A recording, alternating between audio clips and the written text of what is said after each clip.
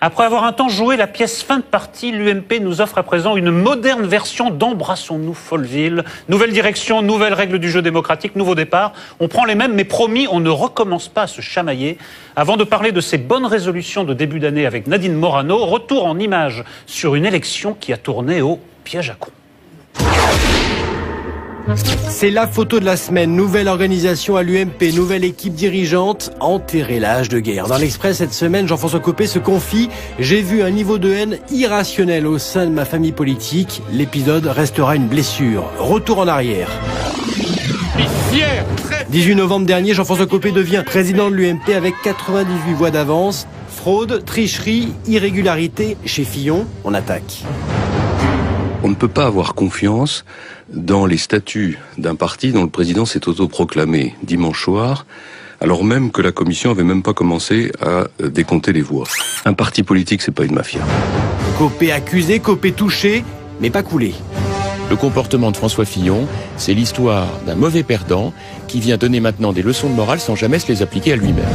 Le 26 novembre, Nicolas Sarkozy entre en scène et déjeune avec François Fillon. Rien n'y fait, les hostilités persistent. Moi, j'en ai marre de ce foutoir.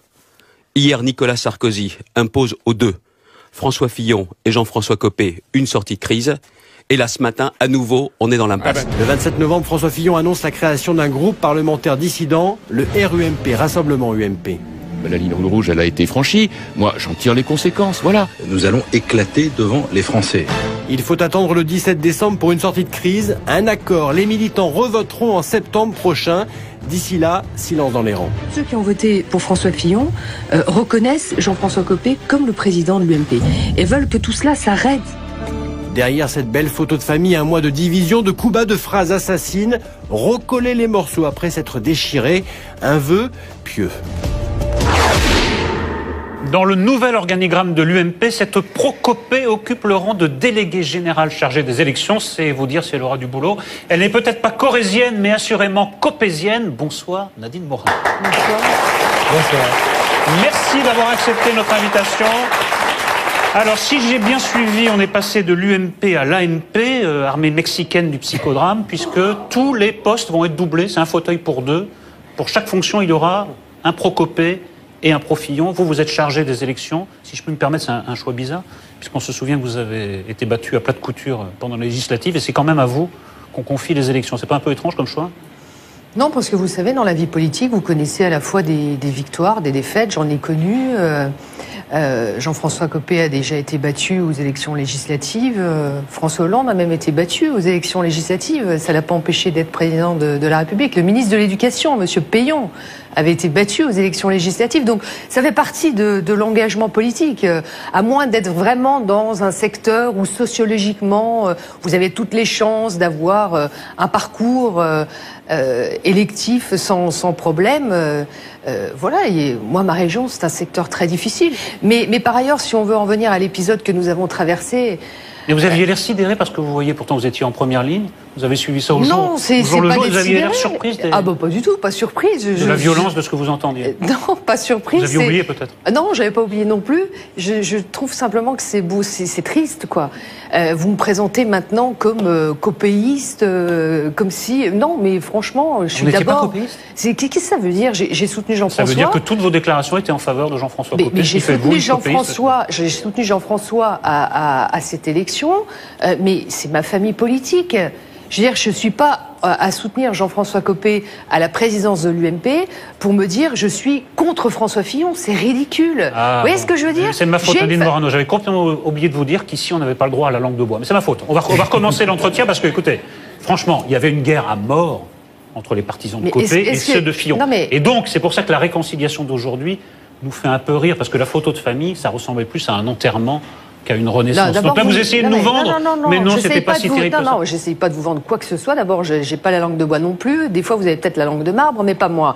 Tout simplement pour vous dire que, d'abord, vous n'étiez pas non plus à cette présentation de l'équipe. Et quand je vous dis en toute sincérité que c'est ma famille politique, franchement, vous n'avez pas entendu. Moi, je pense que François Fillon a fait une erreur de se présenter à cette élection. Je l'ai toujours pensé. Donc voilà.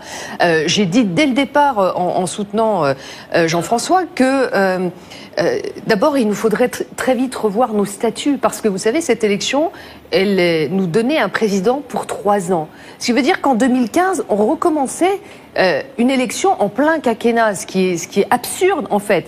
Et c'est vrai que ce sont nos statuts qui datent de la création de l'UMP, qui sont devenus obsolètes, qui ne fonctionnent pas, qui ne fonctionnent plus. Bon, il a fallu faire avec, puisque voilà, ces statuts n'avaient pas été repensés avant cette élection. François Fillon avait dit qu'il quittait la Sarthe pour relever un défi. Ce défi, c'est pas d'être élu dans le 7e arrondissement de Paris, quoi.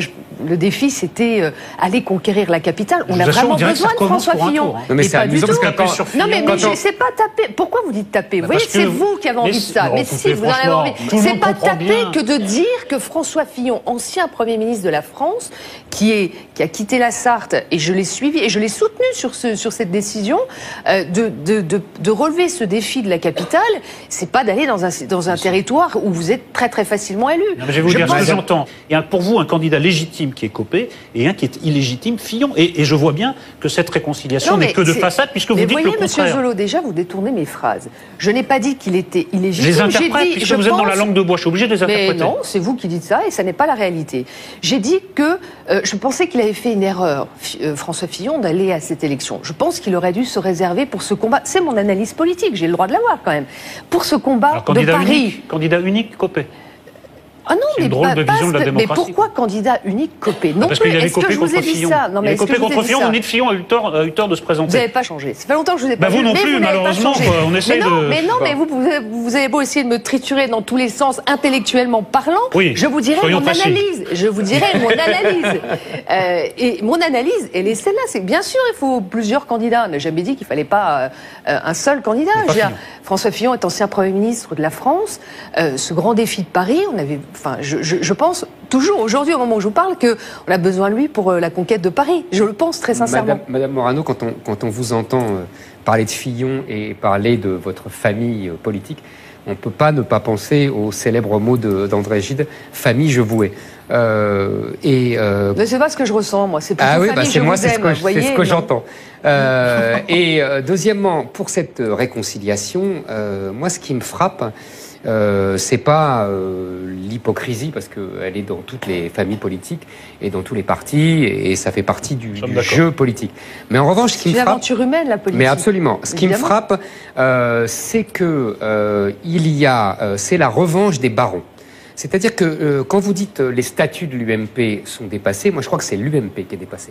C'est-à-dire que l'UMP a été fabriqué en 2002 par Chirac, vous vous souvenez, et Juppé, sur la fusion entre le RPR et l'UDF. Et en fait, on a pris les hommes du RPR et les idées de l'UDF. Et aujourd'hui, vous avez des élus, des barons de l'UMP, qui sont tous, qu'ils viennent du RPR ou de l'UDF, qui sont tous des UDF. Et vous avez une base de militants et même d'électeurs qui n'est plus du tout sur cette ligne, qui s'est droitisé, comme disent les médias bien pensants, pour les stigmatiser. En fait, simplement, ils essayent de revenir aux fondamentaux du mouvement gaulliste et bonapartiste que vous avez connu dans votre jeunesse, comme moi. Donc, c'est simplement ça, le décalage entre les élus, d'une part, UMP, qu'ils soient copéistes ou fillonistes, et les militants et les électeurs. Vous êtes d'accord? Oui, sur le fonctionnement de l'UMP, quand vous dites c'est l'UMP qui ne va plus, moi je ne crois pas. Je crois que l'UMP était notre force et on doit justement, parce que nous avons réussi... Ben oui, pardon, mais... Vous avez perdu toutes les élections. Mais je ne dois pas être d'accord avec vous. Oui, mais vous avez perdu toutes les élections depuis 10 ans, sauf la présidentielle de 2007. C'est pas mal comme résultat. Oui, c'est pas mal non plus que de gagner la présidentielle quand le Parti socialiste ne la gagnait jamais. C'est Sarkozy, c'est pas l'UMP. Non mais bon, ok, d'accord. Vous savez très bien. Je vais vous dire, je pense que ça a été notre force, que enfin, moi j'ai connu la période d'avant l'UMP, je peux vous dire, je l'ai connu aussi, pendant tous ces combats politiques où réunir à un certain moment l'unité, les fusions entre le RPR et l'UDF, c'était assez compliqué. Mais vous perdiez moins d'élections. On a réussi à gagner ces élections justement en alliant la droite et le centre. Alors, aujourd'hui, la réalité, vous me parlez de la crise que nous avons connue par rapport à deux candidats. La réalité, qu'est-ce qui s'est passé? C'est que sur 2 analyses, 2 méthodes, 2 présentations d'une ligne politique, voilà, le score s'est retrouvé hyper serré. C'est ça la difficulté. C'est pas du tout la question que je vous ai posée. Mais c'est ma réponse quand même. Donc, le résultat... Vous prenez pour Georges Marchais. Non, mais d'accord, écoutez, vous prenez pour les Cabaches. Non, pas du tout. Non, mais excusez-moi. Mais non. Moi, je vous dis que l'UMP n'est pas à mettre à la poubelle. Je dis simplement que nous avons traversé une difficulté qui relevait que le score a été très serré entre les deux. C'est pas le problème.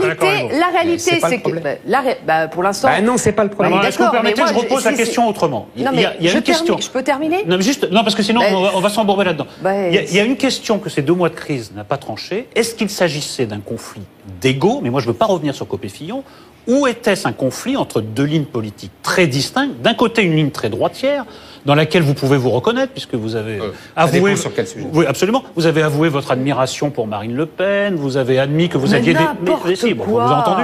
Vous aviez admis que vous aviez des valeurs communes avec les électeurs du Front National. Qu'elle avait des qualités oratoires, et je le redis sur votre plateau. Ça, c'est la première ligne. Celui qui pense que Marine Le Pen n'a pas de qualité oratoire, ça, c'est la première ligne. Et la deuxième ligne, voilà. Il y a toute une partie de l'UMP qui serait très bien à l'UDI parce qu'ils ont une fibre plus centriste. Est-ce que, oui ou non, ces 2 lignes existent? Et est-ce qu'elles sont compatibles au sein d'un parti unique? C'est la question qui se pose. C'est la question que vous a posée, certes un peu longuement. Eh bien, moi, je vais vous dire non. Pourquoi? En fait, il n'y a aucune fracture idéologique entre nous. Mais c'est pas vrai. Il n'y a aucune fracture idéologique. Mais il n'y a pas ne dites pas ça, c'est la réalité. Sauf que les mots utilisés par l'un et par l'autre sont différents. La manière de présenter les choses par l'un et par l'autre sont différentes. Mais il n'y a pas de fracture idéologique chez nous. Il y a 2 tempéraments, 2 personnalités. Mais on entend le contraire au sein de votre propre parti. Nadine Morano. Les gens disent le contraire. Je peux vous faire plaisir 30 secondes? Ah oui, je vous en prie. Moi, je suis d'accord avec vous. Jean-François Copé et Nadine l'année 2013 commence et François Fillon sont des frères jumeaux. Le problème, c'est que c'est jumeaux n'exagérons pas non plus. Vous avez pas, oui, idéologiquement, pas dans le tempérament évidemment.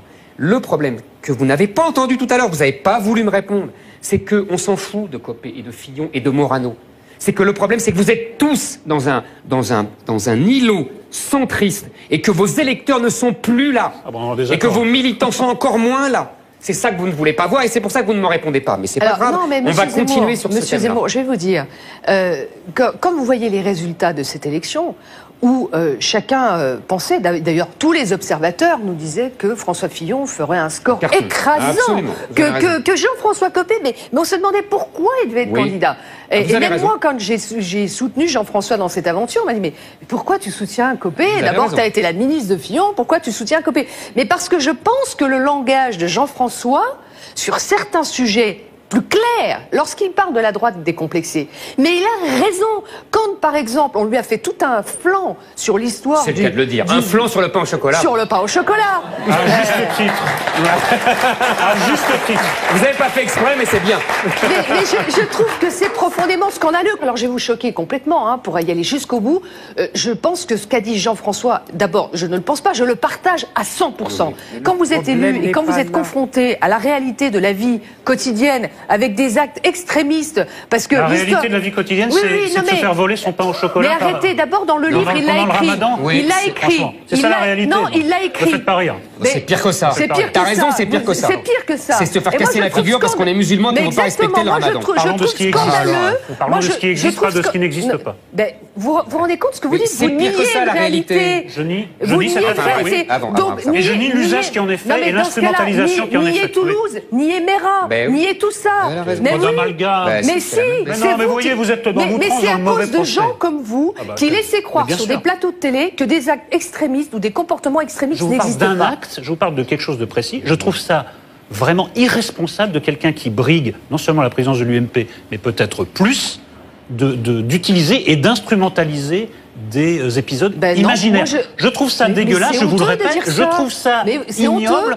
Et ça je lâcherai pas le morceau, vous savez. Mais moi non plus. Ne lâchez pas le pain au chocolat. Non mais c'est honteux. Mais moi, écoutez, essayez de faire preuve d'un minimum d'honnêteté intellectuelle. Mais vous aussi. Ne dites pas. Non mais ne dites pas. Vous aussi. Ne dites pas que de ma part, accuser Copé d'instrumentaliser cet épisode imaginaire, ça revient à nier les agissements de Mohamed Merah. Excusez-moi, ça n'a rien à voir, ce n'est pas ce que je dis, et ce que vous faites est malhonnête intellectuellement. Non, c'est vous qui êtes malhonnête. Et c'est la preuve que vous êtes en faiblesse dans cet échange. Non, pas du tout. Mais si. Mais pas du tout.